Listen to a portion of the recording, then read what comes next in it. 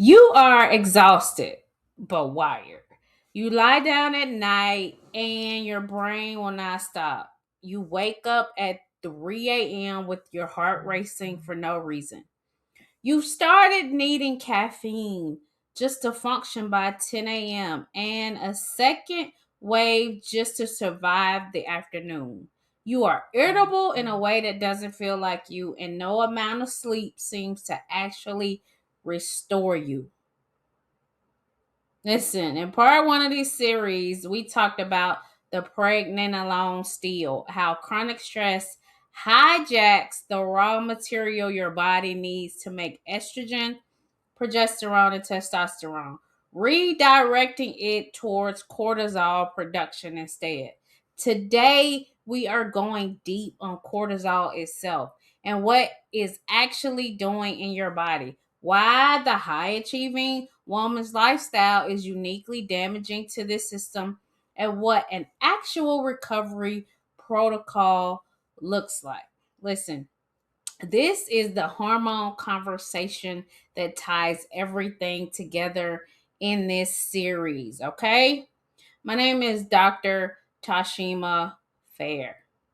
I am an OBGYN and I am a hormone health strategist, and this is the Unconventional OB in part three of our series on hormone imbalance for high achieving women over 45. We've covered the triple hormone decline in part one and the HRT truth in part two. The links are in the description below if you have not seen those yet. Go ahead and check those out and come back to this conversation. Today is all about cortisol, your adrenal glands, and the stress hormone architecture that either supports or sabotages everything else we've discussed in this series. Stay tuned.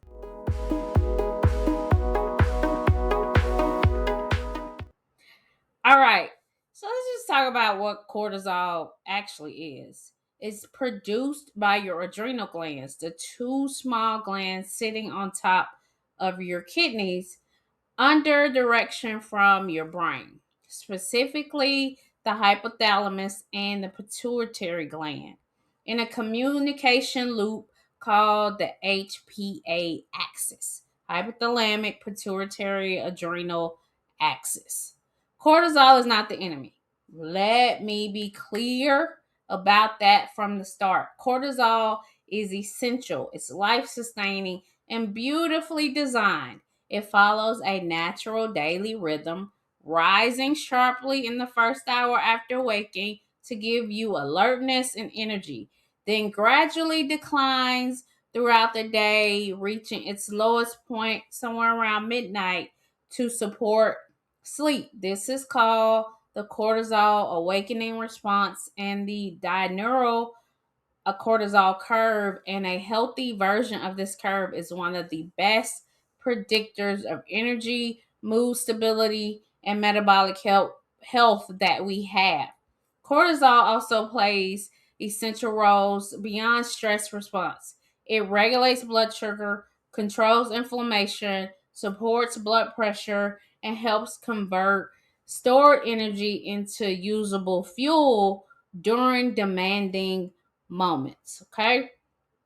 The problem is not cortisol, the problem is chronic, sustained elevation. A cortisol system that never gets the signal to stand down because the stress it's responding to never fully resolves. Y'all got that? Okay, good. Well, why does it hit high achieving women the hardest? Why are you uniquely at risk? Listen, your HPA axis was designed for acute stress, a threat that appears, gets resolved, and passes. A predator, a dangerous situation, something with a clear beginning and an end. Okay? It was never designed for the stress architecture of a modern executive woman's life. Back to back meetings with no recovery time, constant digital connectivity that never allows true physiological offline time, decision fatigue from hundreds of daily choices the invisible load of managing a household and family logistics on top of a demanding career, sleep that gets sacrificed for productivity, and for many women in this exact demographic, the added physiological stress of perimenopause itself, which independently activates the HPA axis because your brain interprets hormonal fluctuation as a form of internal instability. Okay, this is chronic stress with no clear resolution point. Your HPA axis receives a threat signal essentially all day, every day for years. And the system that was built for short, resolved stress bursts is instead running in a state of near constant activation. Got it? The specific physiological profile of many high achieving women compounds this further. High personal standards, difficulty delegating, a strong sense of responsibility for outcomes, and frequently an identity that is deeply tied to competence and reliability. These are the exact traits that build extraordinary careers. They are also the exact traits that make it nearly impossible to give the nervous system genuine rest. Got it? Now, there are three stages of HPA axis dysfunction, and we're going to talk about it here. And I'm going to walk you through what is actually happening physiologically as chronic stress persists, because adrenal fatigue as a term has become controversial in conventional medicine. And I want to give you the more accurate clinical picture. Got it? Now, stage one, hyperarousal, high cortisol. In the earlier phase of chronic stress, cortisol output is elevated, often significantly above the normal curve, especially in the evening when it should be declining. This is the wired but tired phase. You feel keyed up, anxious, unable to relax, but the cortisol is masking underlying exhaustion with a chemical alertness that prevents you from resting even when you desperately need to. Sleep onset becomes difficult. You may notice increased abdominal fat deposition. Cortisol directly promotes visceral fat storage. Blood sugar dysregulation often emerges here too, with cortisol driving blood sugar up and contributing to the insulin resistance we discussed in the thyroid series. Stage 2, dysregulation. With sustained chronic stress, the cortisol rhythm itself begins to break down. Instead of a clean morning high, evening low curve, you get a flattened or erratic pattern. Cortisol that's too low in the morning, leaving you groggy and unable to get going, and too high at night, keeping you wired when you should be winding down. This is when women often describe feeling like they're running on fumes but still can't sleep. This is a phase where the HPA axis is losing its regulatory precision. Stage 3, hypoarousal or blunted response. In a prolonged severe chronic stress, the system can become blunted. Overall cortisol output drops significantly, including the crucial morning cortisol awakening response. This produces the profile most people associate with adrenal fatigue. Profound fatigue that doesn't improve with rest, difficulty getting going in the morning even after adequate sleep, reduced stress resilience, and a sense of being unable to cope with demands that used to feel manageable. I want to be clinically precise here. Your adrenal glands themselves are not fatigued or failing in a structural sense. That would be a distinct medical condition called Addison's disease, which is rare and requires different management. What is happening is HPA axis dysregulation, a signaling and rhythm problem in the brain and adrenal communication loop, that not gland failure. The distinction matters because the treatment approach is different.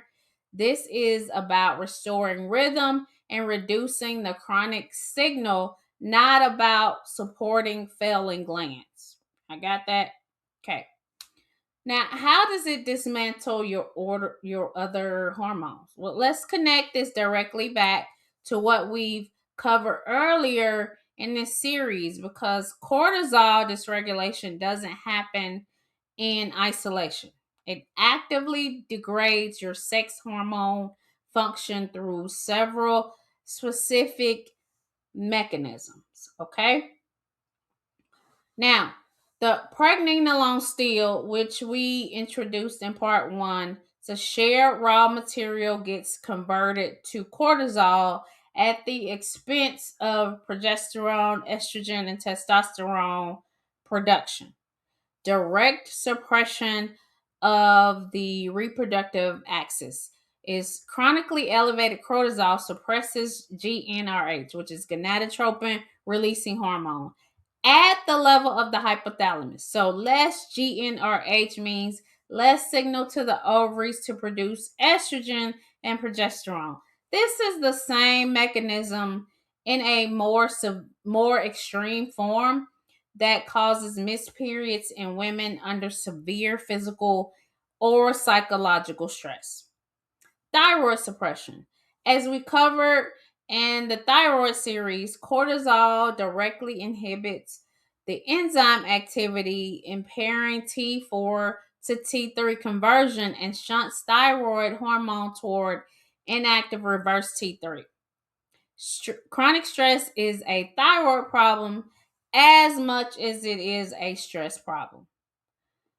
Another thing, blood sugar and insulin dysregulation. Elevated cortisol raises blood glucose and over time contributes to insulin resistance, which independently worsens estrogen metabolism and increases inflammatory burden throughout the body. Sleep architectural disruption. Elevated evening cortisol prevents the deep sleep stages where growth hormone is released, where memory consolidates, and where your entire hormonal system undergoes its nightly repair cycle. Poor sleep then further elevates next day cortisol, a self reinforcing loop. This is why I tell my patients you cannot fully optimize estrogen, progesterone, and testosterone or thyroid function while cortisol dysregulation is left underaddressed. It is upstream of nearly everything in this series. Okay? So, what's the testing for it? I'm so glad you asked that question on how to test for it. Okay. Standard single point serum cortisol, the test most conventional providers run, captures cortisol at one moment in time and tells you almost nothing about your daily rhythm. This is where the actual clinical information lives. Okay. Instead, the test I recommend clinically is a 4-point salivary cortisol test, sometimes called a diurnal cortisol curve. Saliva samples collected at evening, midday, late afternoon, and bedtime. This maps your actual cortisol rhythm across the day and reveals whether you're in hyperarousal dysregulation or hypo arousal pattern that we just discussed. Many functional and integrative providers also use the Dutch test, dried urine test, for comprehensive hormones, which means cortisol metabolites along with your full sex hormone panel in a single test, giving a complete picture of how your stress hormones and sex hormones are interacting. Ask your provider specifically, can we run a 4-point salivary cortisol test or a Dutch panel rather than a single serum cortisol drop? This is the test that actually shows what is happening, not just a single frozen frame. Or if your provider refuses, check the link in the description below to get a hormone panel done. Okay? Well, how do you recover from this? I'm so glad you asked that question. Let's get into it. Here's what an actual HPA axis recovery protocol looks like. Because it's fixable and the changes are often felt faster than people expect. Okay? First thing you can do, restore the cortisol awakening response. Get natural light exposure within the first 20 minutes of waking. Outdoors if possible, even for 5 minutes. This is the single most powerful lever for resetting your cortisol rhythm. Avoid checking your phone immediately upon waking. That spike of cognitive and emotional stimulation blunts the natural healthy cortisol rise your body needs in that window. Protect your evening cortisol decline. This means genuinely disconnecting from work related stimulation in the in the 1 to 2 hours before bed. No checking email, no reviewing tomorrow's calendar, no problem solving conversations. Dim lighting, a consistent wind down routine, and avoiding intense exercise late in the evening all support the natural cortisol decline your body needs to sleep. Build in genuine nervous system recovery, not just relaxation. You fit in around everything else. 10 to 20 minutes daily of a practice that activates the parasympathetic nervous system. Meditation, breath work, prayer, particularly extended exhale patterns, which directly stimulate the vagus nerve. Things like stretching or time in nature. This needs to be scheduled with the same non negotiable status as a client meeting. Your nervous system does not recover on the leftover time at the end of an extended or overextended day. Genetic and nutrient support. Ashwagandha 300 to 600 milligrams has a strong evidence of lowering cortisol and improving stress resilience. Phosphatidylserine 100 milligrams has been shown to blunt excessive cortisol response to stress. Magnesium glycinate 300 to 400 micrograms in the evening supports HPA axis regulation and sleep. B complex vitamins support adrenal hormone synthesis, particularly under high demand periods. Vitamin C at higher doses is concentrated in the adrenal glands and utilized in cortisol synthesis. Supplementation can support adrenal function during periods of significant stress. Reassess your load, not just your coping strategies. I want to be honest with you about something most wellness content avoids saying directly. Supplements and breathing exercises cannot fully offset a genuinely unsustainable level of chronic overcommitment. At some point, this becomes a conversation about delegation, boundaries, and what is actually necessary versus what has simply become habitual over functioning. This is often the hardest pillar and the most impactful one. Got it? Good. Okay. So, in part 4, the final video in this series, we are bringing everything together. The triple hormone decline, the HRT conversation, cortisol, and building the complete daily protocol that supports your full hormonal architecture as a high achieving woman. It is the practical, how do I actually live this video that closes out the series, okay? Now, if this video explained something you've been feeling but couldn't name, share it with a woman in your life who needs to hear it. Comment below, which stage of the HPA axis dysfunction do you recognize in yourself right now? Wired but tired, dysregulated, or running on empty? I read every single comment. Be sure to subscribe to the Unconventional OB, and I will see you in part 4. Listen, sis, you were not built to run on empty. Let's get your nervous system and your hormones back on your side. In the meantime, in between time, stay healthy, stay vibrant, and stay unconventional. I will see you in the next video. Peace.